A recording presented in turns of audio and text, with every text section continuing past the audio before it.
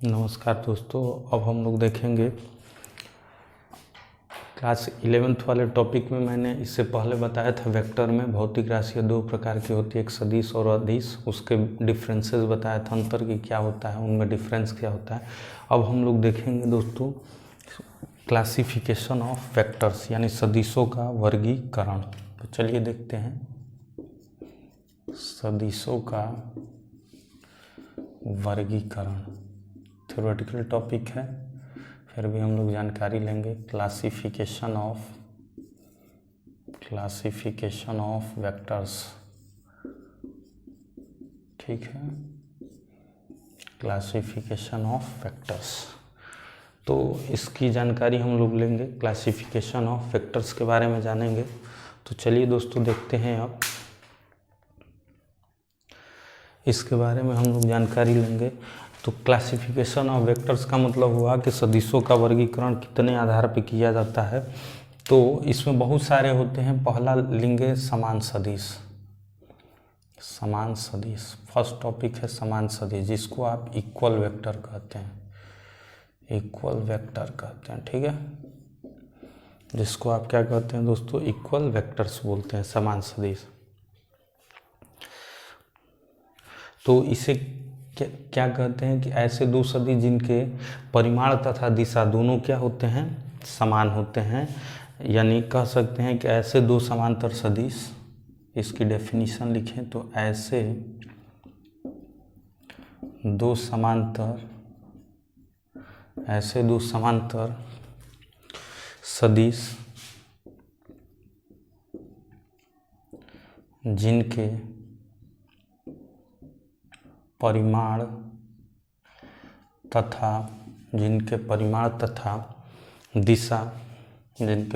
तथा दिशा दोनों समान होते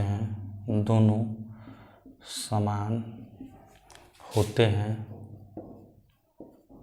ठीक है। दोनों समान होते हैं, समान सदिश कहलाते हैं। समान सदिश कहलाते हैं।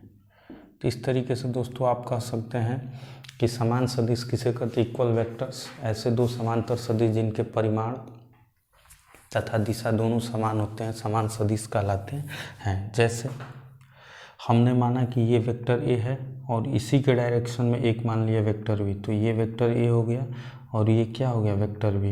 इन दोनों के डायरेक्शन सेम है, समांतर हैं, और इनके मैग्नीट्यूड भी अगर आपस में बराबर हो, मॉडुलस ऑफ ए बराबर मॉडुलस ऑफ बी हो, तो इस तरीके से हम कह सकते हैं कि दोनों के परिमाण बराबर हैं और दिशा भी समान है। तो ये क्या कहलाएंगे, समान सदिश कहलाएंगे।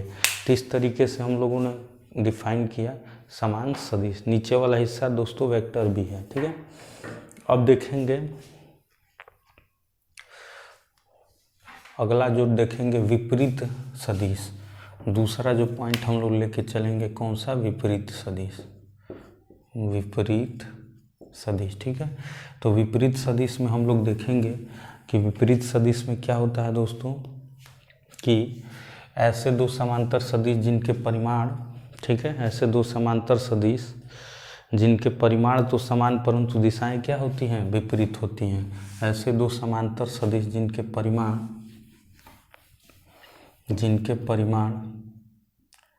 समान परंतु दिशाएं विपरीत होती हैं,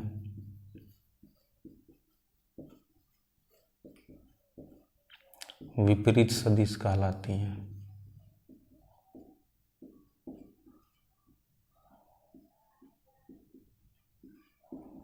ठीक है।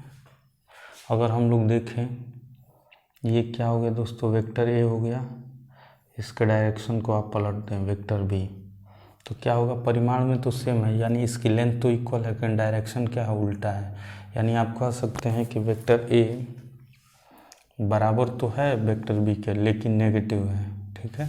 तो वेक्टर ए बराबर माइनस वेक्टर बी, यानी दोनों का डायरेक्शन क्या है, अपोजिट है।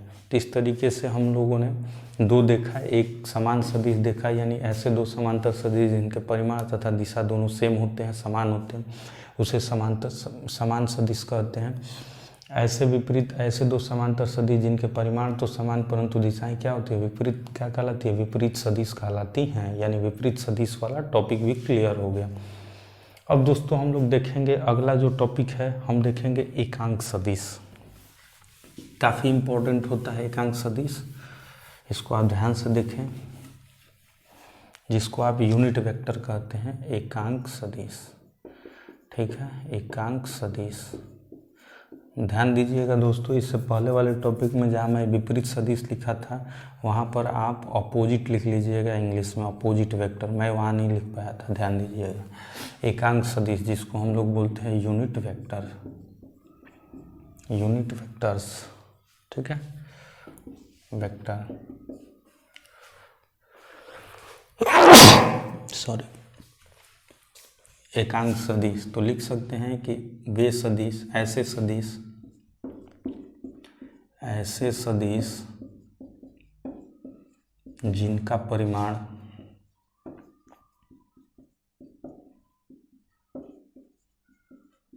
वन होता है, एकांक सदिश कहलाते हैं, एकांक सदिश।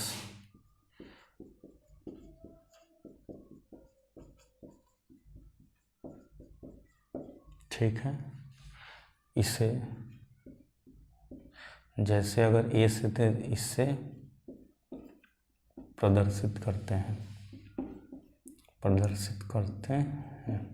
ए हो बी हो कुछ भी, इसलिए फॉर्मूला होगा unit vector A equals to होता है, unit vector A equals to होगा vector A upon modulus of vector A.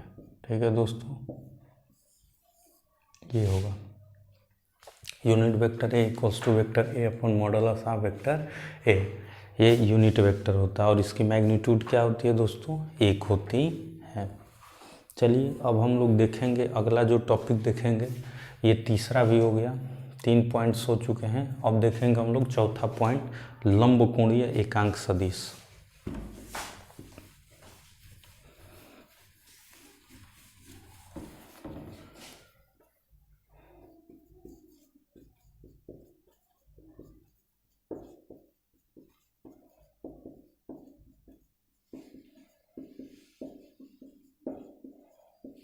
Orthogonal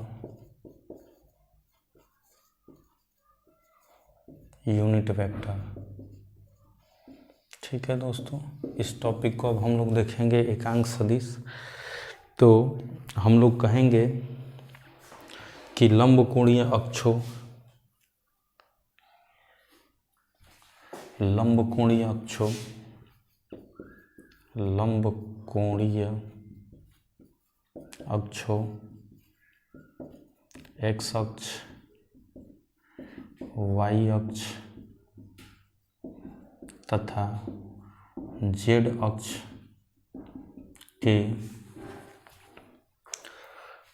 की दिशाओं में, लिखिए जेड अक्ष की दिशाओं में एकांक सदिश, ठीक है, की दिशाओं में एकांक सदिश क्रमशः यूनिट वेक्टर आई, यूनिट वेक्टर जे तथा यूनिट वेक्टर के रूप में लिखा जाता है, ठीक है, के रूप में लिखा जाता है। इन्हें लंबकोणीय एकांक सदिश कहते हैं, इन्हें लंबकोणीय एकांक सदिश कहते हैं।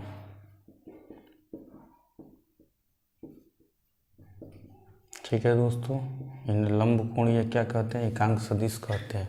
यानी लंबकोणीय अक्षों एक्स अक्ष, वाई अक्ष तथा जेड अक्ष की दिशाओं में एकांक सदिश क्रमशः यूनिट वेक्टर आई, यूनिट वेक्टर जे तथा यूनिट वेक्टर के रूप में लिखा जाता है। इन्हें लंबकोणीय एकांक सदिश कहते हैं।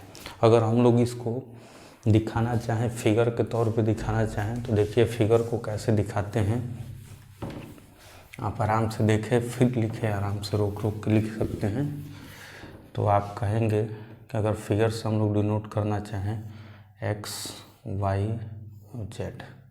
ठीक है, तो इस तरीके से आप दिखा दें, ये एक्स एक्सिस, ये वाई एक्सिस और ये वाला हिस्सा क्या है, जेड एक्सिस।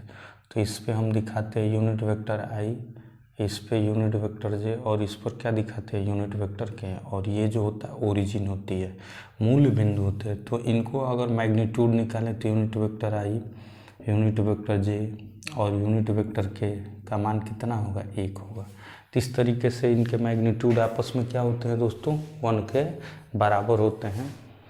चलिए देख लीजिएगा।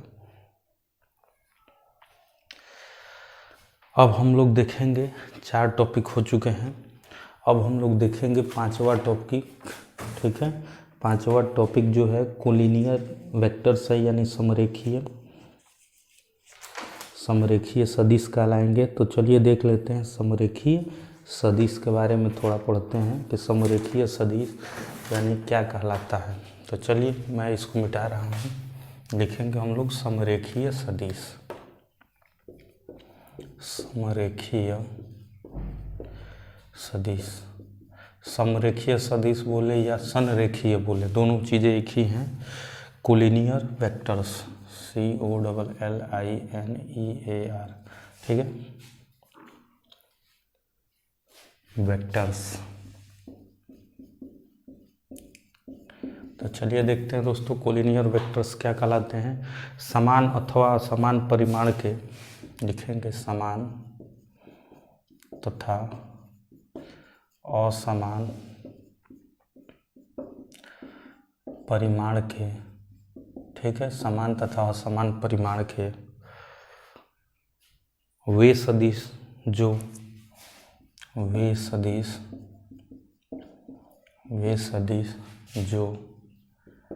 परस्पर क्या होते हैं दोस्तों, समांतर होते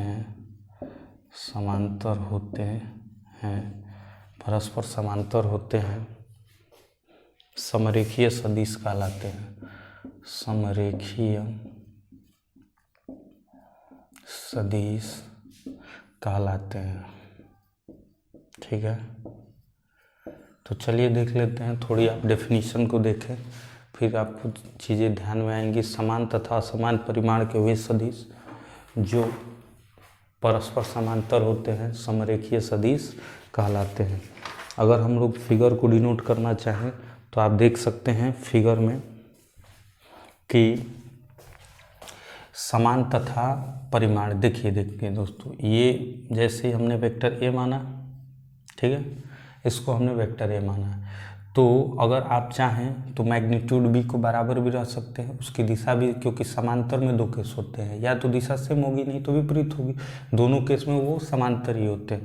तो अगर हम लोग ऐसे मान लें कि ये क्या हो गया, वेक्टर बी, यानी ये दोनोन समांतर तो है लेकिन मैग्नीट्यूड में क्या है, इक्वल नहीं है, इसलिए ये क्या हो गया, असमान वाला केस हो गया। मैग्नीट्यूड में इक्वल है, अनइक्वल है, यानी परिमाण में तो बराबर नहीं है लेकिन दिशा क्या है, समांतर है। या आप समान लेना चाहें तो दोनों की दिशा सेम ले लीजिए और मैग्नीट्यूड भी सेम लीजिएगा। जैसे ये वेक्टर सी और ये क्या हो गया, वेक्टर डी। तो इस तरीके से यह समरेखीय सदिश कहलाते हैं। समरेखीय सदिश का मतलब समान तथा असमान परिमाण के वे सदिश जो परस्पर क्या होते हैं, समांतर होते हैं, वो क्या कहलाते हैं, समरेखीय सदिश कहलाते हैं। यानी इनके मैग्नीट्यूड बराबर हो भी सकते हैं और नहीं भी हो सकते, लेकिन कंडीशन एक होनी चाहिए कि ये दोनों के दोनों पैरेलल होने चाहिए, या जितने भी सदिश हैं वो पैरेलल होने चाहिए, समांतर होने चाहिए। और पैरेलल के 2 केस होते हैं, या तो वो एक डायरेक्शन में होगा या दोनों अपोजिट डायरेक्शन में होगा। जरूरी नहीं है कि एक ही डायरेक्शन में होगा तभी हम पैरेलल मानेंगे, उनके डायरेक्शन अपोजिट भी हो सकते हैं।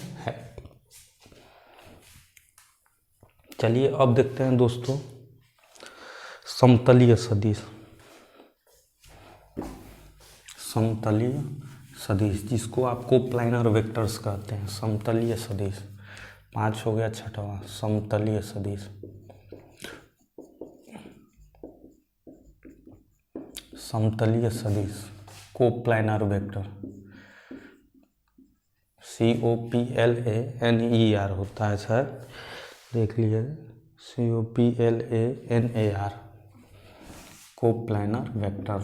ठीक है, लिखेंगे वे सदिश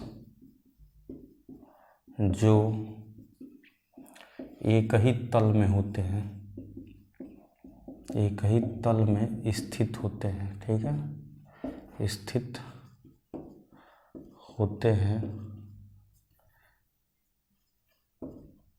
समतलीय सदिश कहलाते हैं, समतलीय सदिश कहलाते हैं।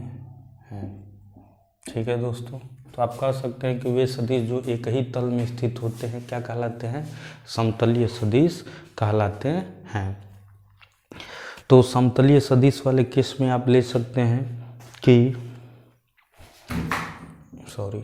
एक ही तल में स्थित है, इसलिए आप ले सकते हैं ये वेक्टर ए, इसको आप दे दें वेक्टर बी, या आप कह दें कि इस तरीके से वेक्टर सी, कहीं भी आप खड़ा कर दें ये वेक्टर डी। तो इस तरीके से आप कह सकते हैं कि ये हमारा एक प्लेन है, व्हाइट बोर्ड एक प्लेन है, इस प्लेन में ए बी सी डी सारे स्थित हैं, उनकी दिशा आगे पीछे कहीं भी हो सकती है, बस ये क्या कहलाते हैं, कोप्लेनर वेक्टर्स कहलाते हैं।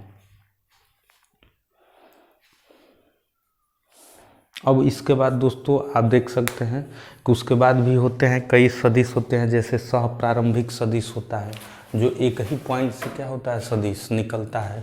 थोड़ा मैं समझा देता हूँ, सह प्रारंभिक सदिश क्या कहलाता है। सह प्रारंभिक सदिश यानी एक ही पॉइंट से सदिश क्या होगा, निकलेगा, उसे सह प्रारंभिक सदिश कहते हैं। और भी होते हैं जैसे शून्य सदिश, मतलब जिसका मैग्नीट्यूड क्या हो, शून्य हो, शून्य सदिश कहलाता है। फिर आप कह सकते हैं कि मुक्त सदिश, मुक्त सदिश का मतलब जिसका ना तो परिमाण हो ना दिशा हो, कुछ ना हो, उसे क्या कहते हैं, मुक्त सदिश के रूप में कहते हैं। तो इस तरीके से बहुत सारे होते हैं, लेकिन मैंने मेन टॉपिक 6 आपको डिफाइन कर दिया है।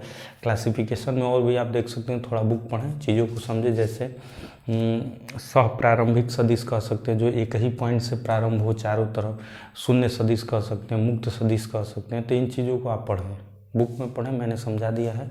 फिर भी अगर आपको कहीं प्रॉब्लम आ रही है तो आप कमेंट बॉक्स में लिखें, आपकी प्रॉब्लम दूर की जाएगी। अगर आपको ये वीडियो पसंद आया हो तो लाइक करें, सब्सक्राइब करो और ज़्यादा से ज़्यादा शेयर करें। थैंक्स। ओके।